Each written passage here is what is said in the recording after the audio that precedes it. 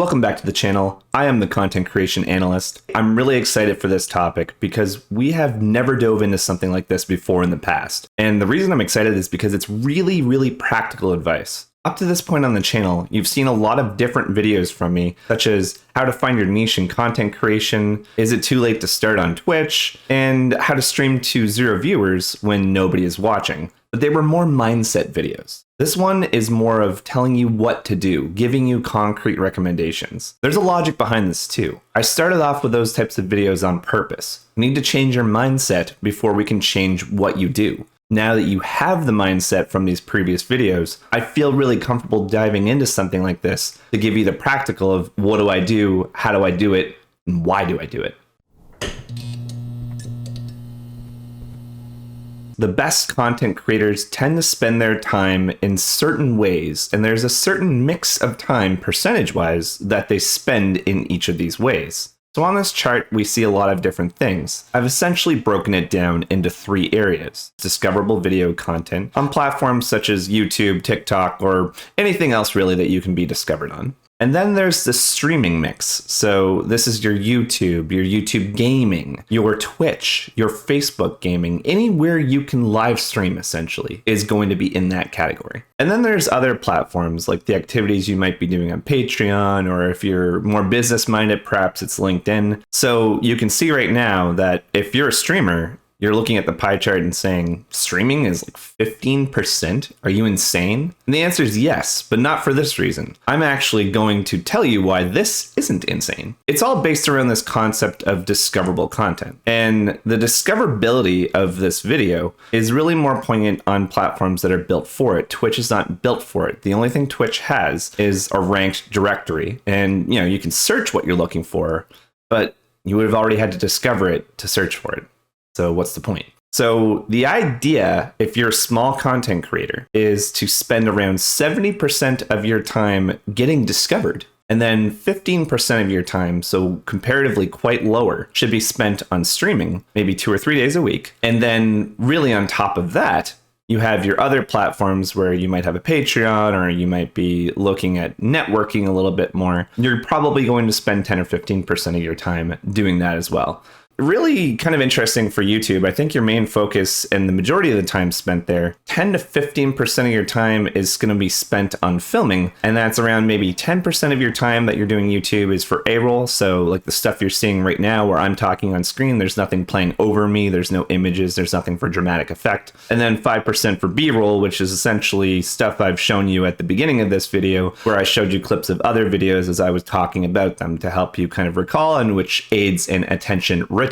70% of your time is spent on editing videos. Yes, that's right. If you want to do YouTube, you have to get good at editing. And about 15% or so would then be spent on marketing, tags, keywords, and promotion of your video. You will find that the vast majority of your time is spent editing, not necessarily filming, promoting, or tagging your video. That may be counterintuitive to those who are unfamiliar with YouTube, but trust me, that's how it works. And it actually skews even more once you get better at it too.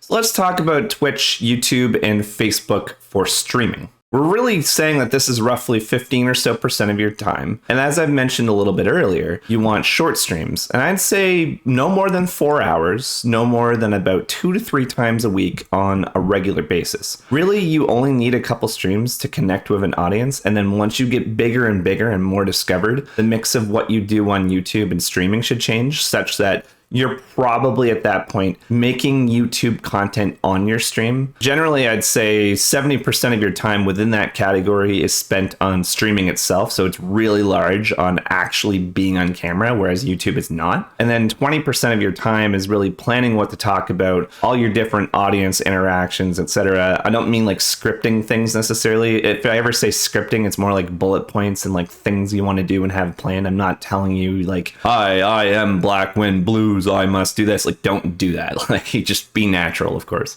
So the other 10% is spent on prep time. Things like your layouts, making sure that your audio is fine-tuned, adjusting your category, planning exactly what game to play, that kind of thing. And then we go to that other elusive 15% category, which is kind of those other social media platforms. So your Instagrams, your Patrons, etc. In this category, you have to decide based on the niche that you're in, the content that you're making, which platforms specifically are for you. And then you devote a small amount of time to them. This is kind of like the gravy on top of the regular stuff that you do. I do expect this mix of time spent to change as you grow into being a larger creator. But then again, as you grow into being a larger creator, you will rely less on YouTube videos like this to help you. So that's why we're focusing on small content creators today with this. We are going to talk a lot in depth about things that happen on YouTube. The other categories will end up being other YouTube videos, and I can actually see a ton of YouTube videos offshooting from this. So at the end of this, if there's something that you would like to see covered, please let me know in the comments, and I'll see if those fit in with my plans. Chances are they will, and I will do my best to cover that for you. For this one, we need something a little bit more intense than my usual background. We need the chalkboard. We might be covering some things that we have to write down, and what better place to write something than a chalkboard?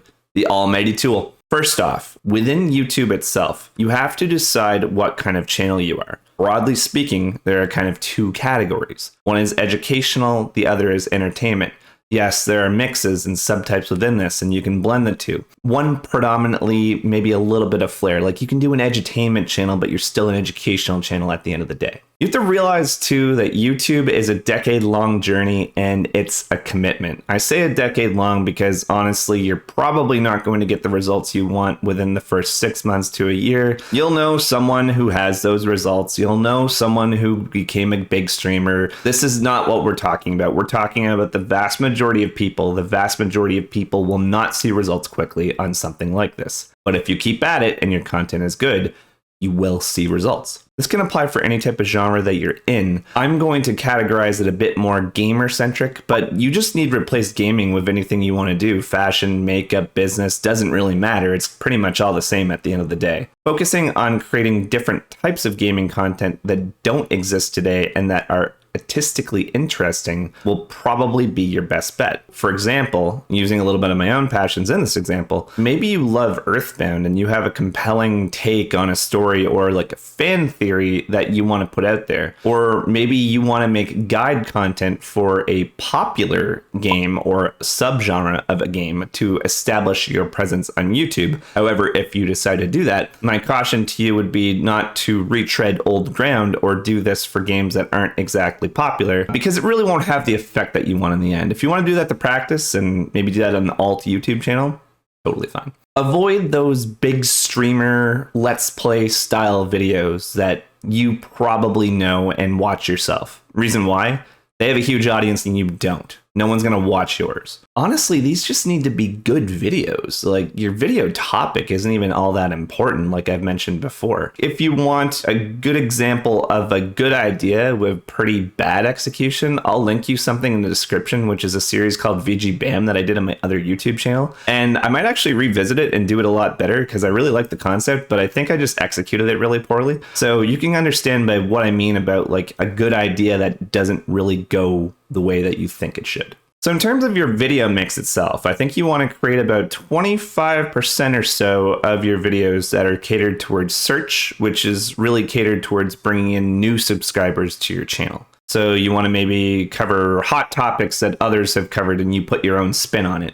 You might do the aforementioned guides if you can find a good place to do a guide or a good topic to do a guide on. And you may do things that are a bit more informational. When you're thinking about search, you realize that if you're making a video for YouTube search, it's essentially like making a Google search. So that's actually a pretty good way to start off your videos as well. We'll talk about that a little bit more when we talk about tags and marketing and discoverability and whatnot, but just keep that in your mind for now. And I think the remaining 75% of your videos need to be catered towards your existing audience that's on the platform or videos that you think have to be in your channel. For me, this is one of those types of videos. It may be applicable for search as well, but I didn't necessarily look at search before I did that. I need to do this video on this channel. It has to happen. I find a way to market it afterwards. You'll notice that with whatever title I end up choosing, which will probably be a bit clicky, and the keywords that I do, which you won't be able to see unless you have tools like vidIQ or TubeBuddy. The other thing within this 75% of your remaining videos category is that think about how evergreen they could be, which is a term that we use in the industry to describe a video or content that is going to be just as relevant 3 years from today as it is the day that it is published. I don't think these problems and this methodology that I'm describing are going to go away anytime soon, so I'm viewing this video as one such evergreen content piece.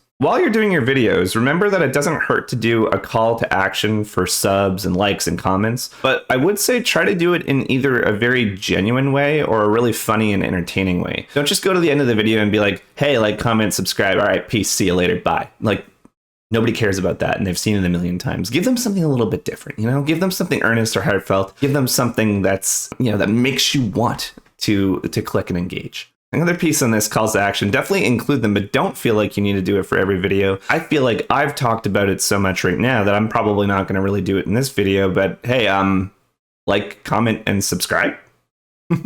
There you go. So let's talk about editing, because editing is really important, and we're probably not going to go into extreme depth in this video because this is a really complex topic, and this is more about how you're spending your time setting up future videos where we dive into this a bit more. But generally here, what I would say is that you want to learn about basic editing techniques for sound and video, cutting out excess sounds, being able to kind of reshoot if something didn't go the way that you wanted to, being able to kind of cut clips for audio more than anything. But it's more than that too. You want to learn about things like J-cuts. You want to learn about things like using B-roll, music, and sounds in clever ways, and maybe legacy titles if you're using something like Premiere Pro. So obviously you'll need to choose a video editing software, have some good command over it. If you want a recommendation, I use Adobe Premiere Pro. Other people use iMovie. Sometimes people are using DaVinci Resolve, which is a free option, which is quite robust actually. And generally speaking, let's say you make a 10-minute video. If you're making a really, really high quality edited video, chances are that you're going to want to spend as much as 10 times the length of time in terms of hours on editing that video. So what I mean by that is a 10-minute video might actually take you 10 hours to edit. You may be thinking, wow, that's a huge time commitment. And doesn't it get a little quicker and easier as you go? And I'd say, yes, it does. But the thing that you're maybe not taking into account when you think that way is that, yeah, you get better at the stuff that you know how to do, and then you learn more stuff. And then it takes you longer because the stuff you're doing is more complex and involved. And then you start to learn that, and you just keep learning and keep going. And it keeps basically making the videos longer because you get more ambitious in the scope of what you're doing. Let's talk about search and tags, otherwise known as keywords. So this is a pretty big part of what you do to your video after you've done it. And if you're making a video that's catered to search, you're going to think about a lot of this before you get in there. But I recommend for this using vidIQ or TubeBuddy as tools. They're both great. Just pick whichever one you like more. And basically what you're going to be doing is choosing a topic that you want your video to be about, and then running various keywords through those platforms to understand if they're going to be good keywords for you. What I would say there is you can also look at your biggest competitors in your niche and what they tag for popular video ideas. But I would also say to be careful because you're not likely to rank against a high competitor of yours as well. But still, it's a good practice to look at what your competitors are doing and to also use them for different ideas about how you might go about certain ideas of your own. So what I would do is come up with 2 or 3 main tags that you want and then cover essentially every offshoot of those tags. And what you're going to want to pay attention to when you're entering keywords into these tools is the volume of search and the competitiveness of the search term. So basically, we want a high volume of search. A lot of people are searching for this on YouTube, but we want a low competitiveness. There aren't many videos that cover this topic, and that can be genuinely tricky to do sometimes. Often you're going to have to compromise a little bit. You might do that and come up with something that says medium and like 1,000, and you're thinking, okay, great, this guy on the internet and YouTube told me to do this, but I have no idea what's good or bad. I'll tell you what I think. In my experience, if there is a search volume of over 1,000, it's probably worth making for a small creator. And I would not do anything that has a competitiveness that is greater than medium. So you want a medium competitiveness to a very low competitiveness. So that's kind of how you pick that. And then basically you slam as many variations of those tags as you can into your YouTube video in post-production once you're ready to upload it. So let's talk about title and thumbnails. One thing about thumbnails is to avoid already existing YouTube colors, which are generally very red and white heavy, because you want something that stands out in the UI of YouTube. What I would also recommend doing is to figure out what that general thumbnail brand looks like for you. Come up with the brand of your own and be consistent with it for a little while, but don't be afraid to change that and adjust that, or even experiment with that as time goes on. Look at your big competitors and how they do thumbnails for some inspiration of how you want to do your own. Do not use the bottom right of your thumbnail space, because there are a lot of platform things like time that block that part of the thumbnail. Generally, try to avoid the corners if you can. Put a lot of stuff in the middle. Try to only have around 2 or 3 actual words in your thumbnail space. And people don't really pay attention to too much more than that. Try to put your face or some face in there if possible, because a lot of research indicates that people are really drawn to thumbnails that have faces. Generally want a face to be about 50% of the entire surface area of the thumbnail. You could probably get rid of a little bit less. You'll get a good sense of it as you put your face in and do a couple. You'll make these minor adjustments to what's right for you. Titles should aim to provoke questions, generally kind of the what, why, how. Most people want to learn more after they see the title, so they'll click it, or they may even click it because it's provocative and they disagree with it. And if you're looking for a couple examples in the gaming space, I think Ludwig does an amazing job with titles. He is a really sage YouTube video creator. And also I mentioned before about streaming to make YouTube content. He does that as well. Another really, really great example too is the creator Small Ant. He has an excellent YouTube and is kind of like basically a prototype for how to start a YouTube with guide content in a particular gaming niche. Let's talk about networking with other creators. You can start commenting on the videos of your competitors and anyone else that is noteworthy in an effort to show some mutual support. You can get into their Discord communities and other type of communities and just be in the industry. You can do this on Twitter, you can do this on YouTube, you can do this on multiple platforms. But I would say when you're networking with people, a similar cardinal rule to what you do with your own content is only try to network in a way that is genuinely helpful for both parties. Don't do it in a pandering way or in a way that kind of says, hey, I just really need you to help me. That's just not compelling. No one's going to really care about that, because if someone came up to you with that, would you care? No, you probably wouldn't, would you? So don't do that to other people. I think it's okay to have cooperation. It's not always competition. And that's kind of what you're aiming for with this type of networking. Let's talk about the YouTube algorithm. So that's a big one. I'm sure you've heard about that many times. And the really quick answer to this is that no one really knows what's in the YouTube algorithm. But what we have deduced is that the YouTube algorithm essentially ranks a video on how much people enjoy it. And that is very loosely wrapped up in a couple key figures. One is your watch time. If someone clicks on this video, how long will they watch it? What percentage of that will they watch? That will encourage YouTube to push it into other users. Another one is for the people who are subbed on your channel, how many of your subs click on your YouTube video and then also watch it? Likes, comments, subscribes, dislikes aren't too bad either, actually. Contrary to popular belief, a dislike isn't a bad thing. A dislike, more than anything, flags for that user who disliked content that they are less likely to be shown that content. So that's why YouTube keeps that. If you're wondering, hey, why don't they just get rid of dislikes? It's because they're using it as a content recommendation tool. And there's a whole bunch of other ways that YouTube recommends your content as well. Like I mentioned, if you can make a video for search. So if you make a video for search and also, your videos will just kind of be out there in the system being recommended on other watch pages or people's home pages of YouTube, there's a click-through rate that's associated with that. So if like 100 people see this video and 25 people decide to click it through whatever means, coming up in search, coming up in another video, whatever, that's basically going to be a 25% click-through rate. I think a 25% rate is actually like super ambitious for a small creator. You'll get like 5% if you're doing well. And then basically there's no magic number here.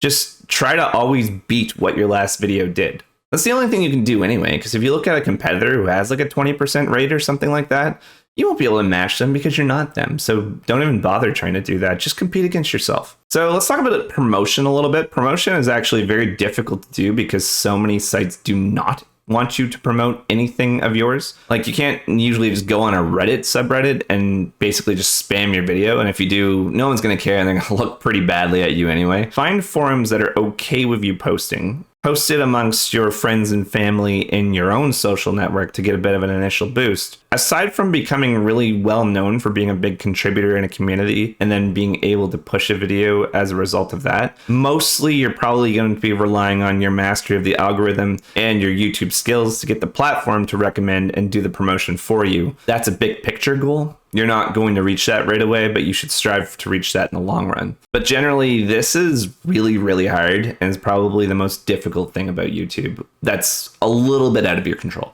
So let's talk now about evaluation, because we've covered a lot of the main topics that go into a YouTube video. So what I would say is try not to get hung up on your stats for around the first 90 days or so. First 90 days are going to be the absolute bare minimum where you can actually have stats to look at that will actually matter and tell you something. Really, not even that. Probably more like 180 days to even a year. Like, how many videos are you realistically putting out every week? If you're putting out high quality videos, like you're doing one a week at the most, very likely, especially if you're working a job on top of YouTube. We talked about this a little bit already, but it's worth reiterating because we're in the evaluation section. Do not compare yourself to your other competitors. Look at your other competitors for ideas and inspiration and to keep abreast of what's going on in your niche and your industry, but don't compare yourself to them on the basis of competitiveness and how well they're doing. That's not going to work out well for anyone, and it's just not going to help you. Compare yourself and compete with yourself. If you eventually make money on the platform, you'll be thinking about how to invest it. I have a suggestion. My suggestion is to hire an editor. So what you're going to do is hire an editor, be able to make better videos, be able to make more money, and then afford more things later on. You don't want to edit your own videos forever, especially as they take longer and longer and become more involved. They will grow outside your expertise. I'm already at the stretching point. Now I can't afford an editor, so there you go. Other top of mind upgrades for how you can produce better videos, I would say number one is always audio. Something audio. Boom arm for your microphone, better microphone, sound mixer, something like that. I think anything that you need to make better shots or make better B-roll, so like a secondary camera, maybe a tripod, a green screen setup somewhere, definitely another investment that I would consider as well. If you have any software you need to purchase, if you want to upgrade a video editor to a more robust paid for version, I'd say that's something that you should consider doing as well. I didn't tell you to pirate anything. Finally, remember to keep the artistic integrity of your videos in line above everything else, even to the point where I would actually suggest taking a break if you feel like you do not have any artistically interesting videos to put out. I don't want you to take a break. I think it's great if you can just kind of keep the ball rolling for a long time, but I don't want you to dilute your content, and I think that would be more damaging than the break that you would take. Above all else, I think you need to have fun when you're doing this, and consider this as a career path. Obviously, you want to grow this, maybe make some passive income off of it. But if it's not fun, it's not worth doing anyway. You can find other ways to make money. If you love this like I do, then be in it.